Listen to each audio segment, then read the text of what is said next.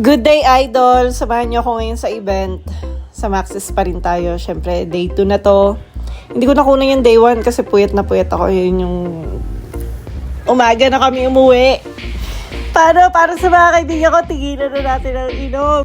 Sobrang lakas ng ulan sa labas, pero kailangan natin magtrabaho. Idol, mahalaga ang pera. Wala tayong kakainin. So, lako na yung bahay. Tapos, arat na. Dahil nalimutan ko yung payong na sasakyan, ayan, towel na lang muna. Dahan-dahan, baka madulas, idol. Buti nga tumila-tila pa ulan nito eh. Kung hindi talaga ako makakababa eh. So, ayan, gora na tayo. Masabaw sa labas, idol, oh. Parang utak mo lang masabaw. Charis! Hair check muna tayo, baka nabasa yung buhok.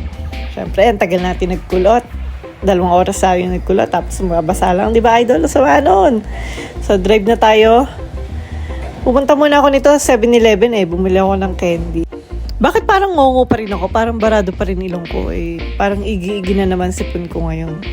Tapos, dumaan na rin ako ng McDo. Uminom muna ako ng kape dahil medyo inaantok pa.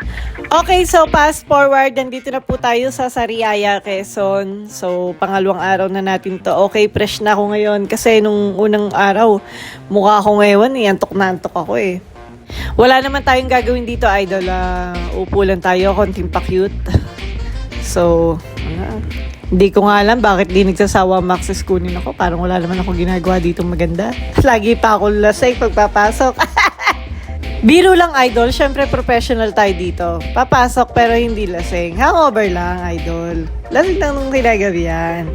Para sa mga kaibigan ko, wag niyo na po akong ayain. Nagbagong buhay na po ako. Tigilan na po natin to. Okay, ngayon lunch break na po kami. Kakain na kami. At ito, sagot to ni Boss Aloy. Aloy! Ropa! After namin kumain, balik na tayo sa event. So, ayan, pinakita ko sa inyo yung pasa ko. Sobrang dami kong pasa. Sobrang likot kasi kapag may banding. Ayan. Anyway, thank you mga idol sa panonood ulit sa aking walang kwentang video. So, bye!